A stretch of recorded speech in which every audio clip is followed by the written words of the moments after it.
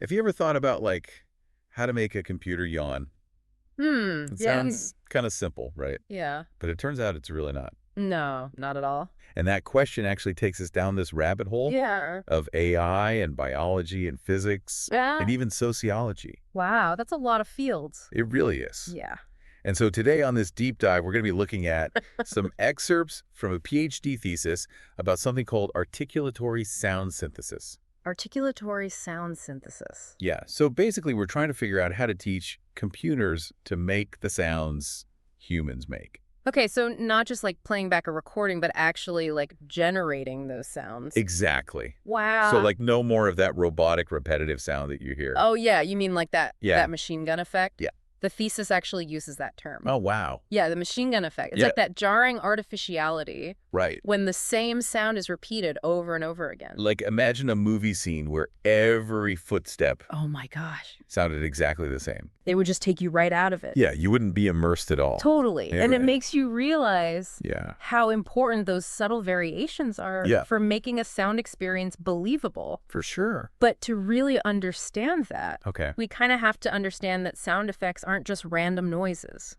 Right, they all have a purpose. They do. They have specific purposes Okay. and relationships to the real world. So is there like a system There is. for categorizing sound effects? There is. Okay. The source actually breaks them down into 6 main categories. 6. Yeah.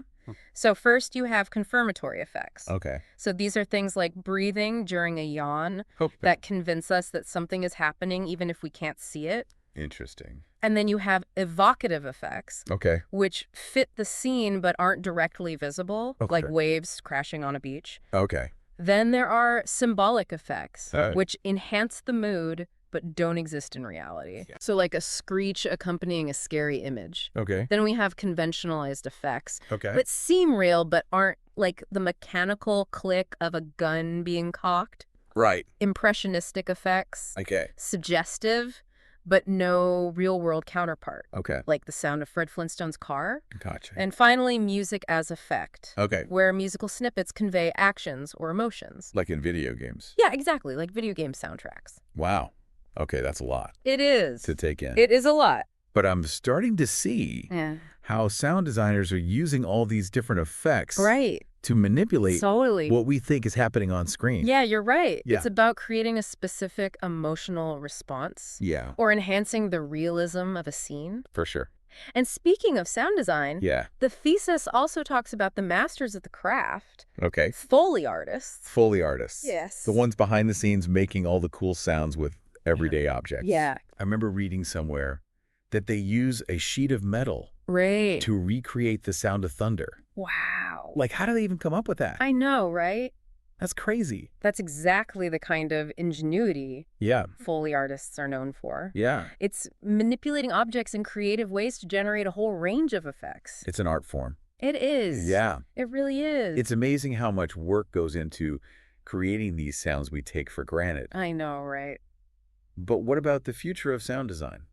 Ooh, good question. I'm curious about this neural audio synthesis NAS. that we're going to be talking about. Yeah, NAS is definitely a game changer. Okay, so NAS? It uses artificial intelligence, Okay. specifically neural networks, Okay. to generate new sounds from scratch. Okay, so I'm picturing these neural networks, Yeah. like sponges, Okay. that are soaking up information about existing sounds. Right. But how do they actually use that information Yeah. to create something new? They learn to identify patterns and relationships in the data they're trained on, Okay.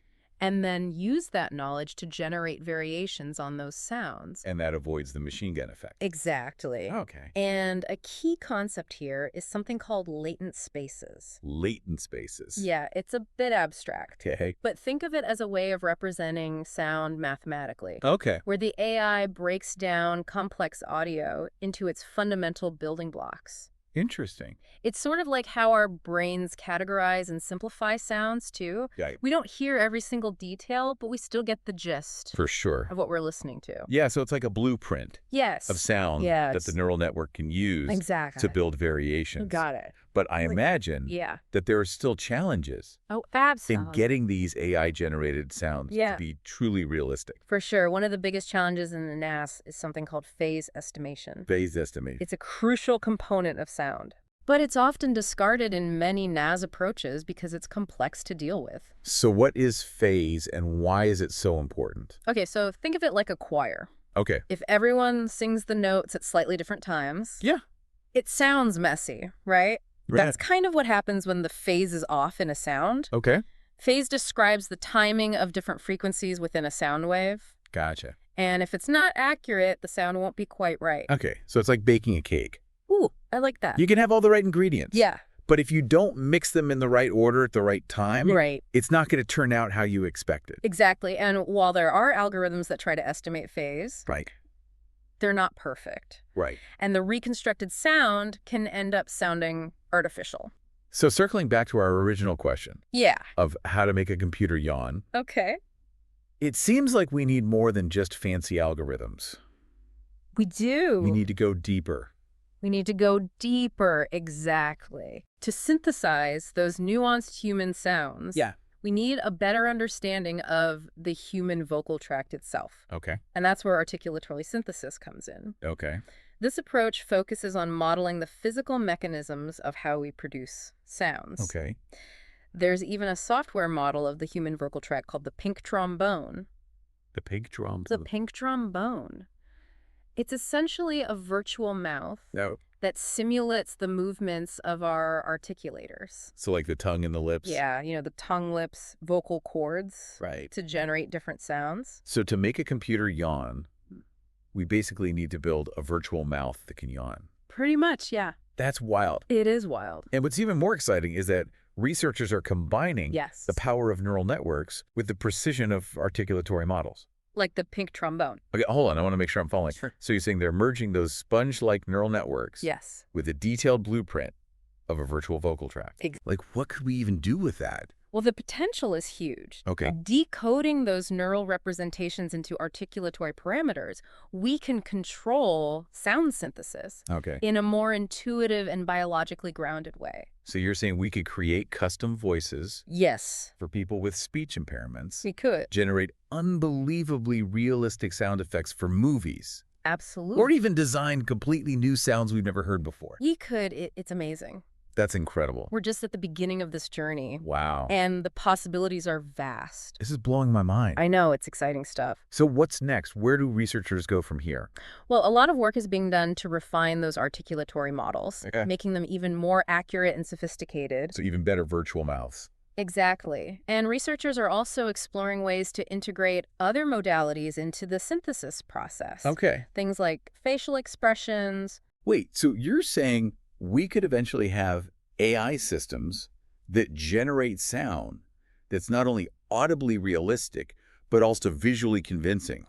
That's the idea. Like a computer-generated character that not only sounds like a real person, but also moves its mouth and face in perfect sync with what it's saying. Exactly. Now, that would be something else. Would. And it all goes back to this question of how to make a computer yawn. It does. Right. It all starts there. If we can do that, what other nuanced human sounds can we recreate? Exactly. That's the big question. This deep dive is giving me a whole new perspective on sound. I'm glad to hear that. And how we communicate. Me too. It's fascinating, isn't it? It really is. Yeah. So we talked about like the vocal tract and AI and all these crazy things. It's a lot. It is a lot. Yeah. But one of the tricky things about this whole articulatory synthesis thing is figuring out how to translate acoustic information into the language of articulators. Okay, so like we hear a yawn, right? But how do we break that down into the movements of the tongue and the lips and the vocal cords? Exactly. It's like trying to reverse engineer a sound. Right. And researchers have a term for this. They call it acoustic to articulatory inversion. Acoustic to articulatory inversion. Or AAI for short. An AI. AAI. Okay, so how does that work? Well, remember the pink trombone? Yes, the virtual mouth. Yes, exactly. Okay. So if we can figure out how to map those acoustic features, like the frequency and the timing of a sound to the pink trombone's parameters, we can basically control its movements to recreate any sound we want. So it's like giving the pink trombone instructions. Exactly. Based on the sound we want it to make. You got it. But how do you figure out that mapping?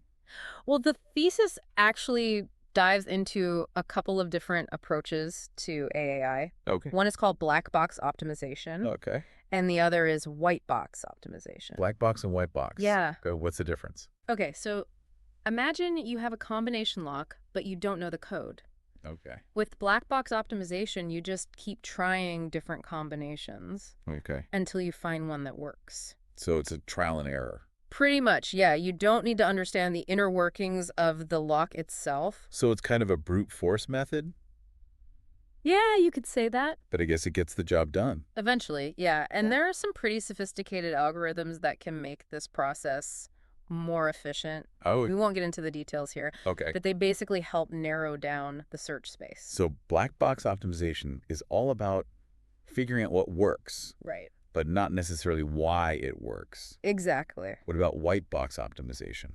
Ah, white box. Is that where we get into the why? Yes, with white box optimization, you're using your knowledge about the system Okay. you're trying to control. In this case, that means using our understanding of the human vocal tract to guide the search for the right parameter. So instead of randomly trying combination, right? You're using anatomy and acoustics. Exactly. To make smarter guesses. You got it. That makes sense. Are there any downsides to using a white box approach? Well, it can be more complicated.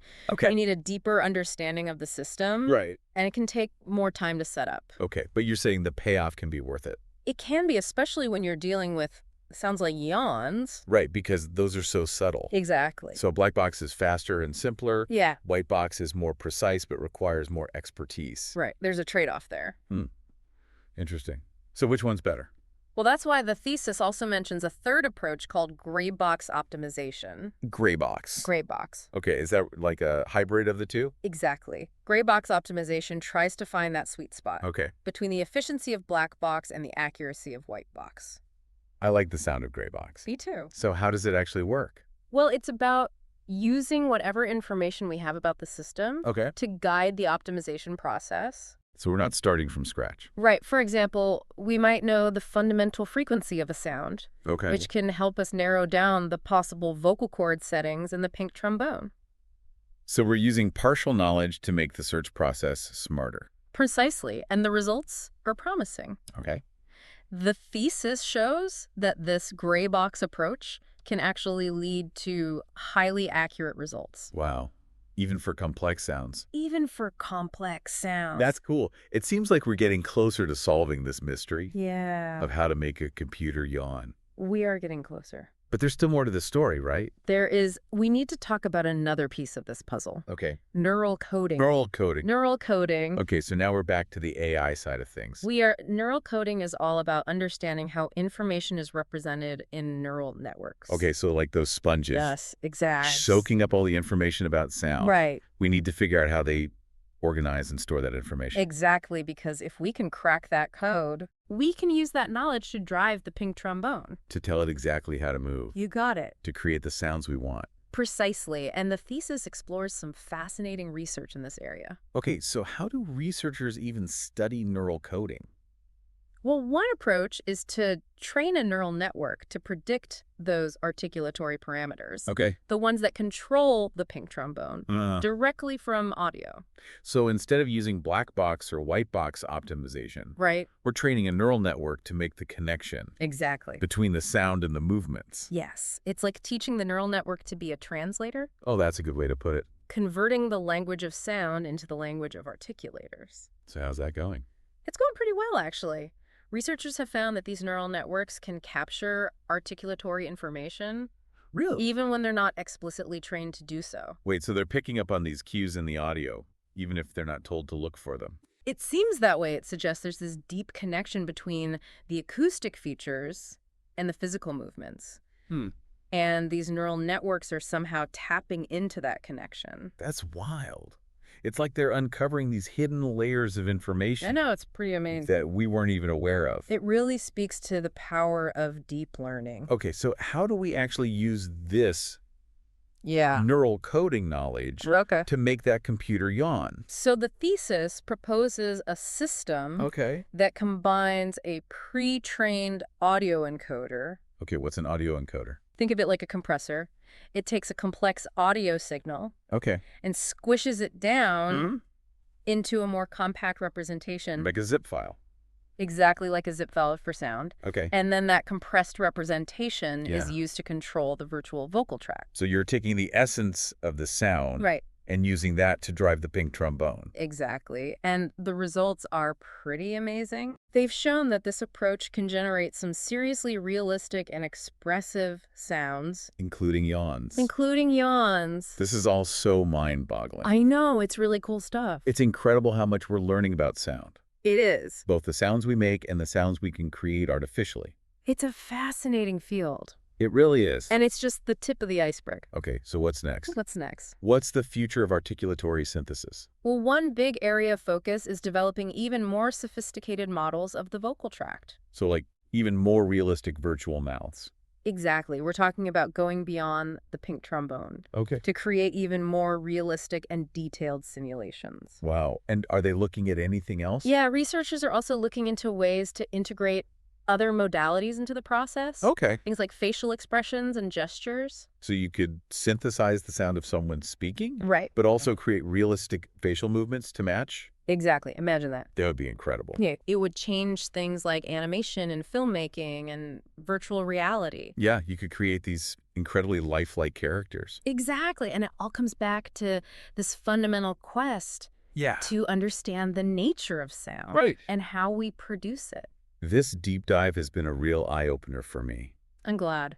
I had no idea how much goes into something as simple as a yawn. I know. It's pretty amazing, isn't it? It really is. Wow, we've been on quite the journey. We have. Exploring this idea of making a computer yawn. I know. It's been really fascinating. You've talked about the vocal tract and AI. And Foley artists. Oh, yeah, and There he is. It's been a lot. It has been a whirlwind of information. It really has, but I think it's time to zoom out a bit. Okay. And think about the bigger picture. Yeah, the big picture. So, like, what does it all mean? Right. Why should we even care about teaching computers to make these human sounds? Well, think about it this way. Okay. Articulatory synthesis isn't just about creating cool sounds for movies or video games. Yeah. It's about pushing the boundaries of what we understand about communication, Okay. creativity, Mm-hmm. and maybe even consciousness itself. Whoa. Okay, you're going deep now. Yeah, it's big stuff. So how does making a computer yawn connect to all of that? Well, as we create these AI systems that can mimic and manipulate human sounds in increasingly sophisticated ways, we're essentially holding up a mirror to ourselves. We're asking questions about what makes us human. Okay. What makes our communication so unique? I guess because our ability to communicate through sound is such a core part of who we are. Exactly. Language, music, laughter, even those sighs and yawns. Yeah. They're all expressions of our inner world. Right. And by recreating these sounds artificially, we gain a deeper understanding of how they work, what they mean, and maybe even what they reveal about the human mind. So if we can create machines that communicate just like humans, what does that tell us about consciousness? It's a question philosophers have been debating for centuries. Right. And articulatory synthesis brings a whole new dimension to that debate. Because if a computer can yawn, Yeah. does that mean it's actually feeling bored or tired? It's a tricky question. It really is. And honestly, I don't think we have a definitive answer yet. Right. But what's exciting is that articulatory synthesis gives us new tools to explore these questions in ways we never could before. It's like we're using AI to study our own minds. Exactly. And the insights we gain from that exploration could be profound. Yeah. It's pretty exciting stuff. It is. It's also kind of scary. It is a little bit scary. As we develop these powerful tools, we have to be responsible. Absolutely. We need to have open and honest conversations about the potential benefits and risks. For sure. And we need to make sure it's used in a way that benefits everyone. Yeah. So what's the one thing you hope our listeners take away from this deep dive? That's a good question. What's the key message?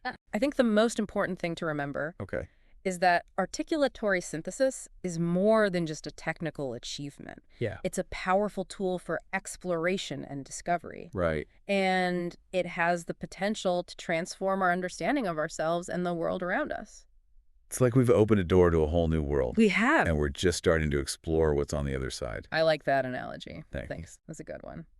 Well, on that note, I think we've reached the end of our deep dive. Wow, that went by fast. It did. Yeah. Into the fascinating world of articulatory synthesis. Such a cool topic. It really is. Yeah.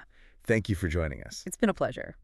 We'll be back soon with more mind-bending explorations at the intersection of technology, science, and culture. Looking forward to it. Until then, stay curious.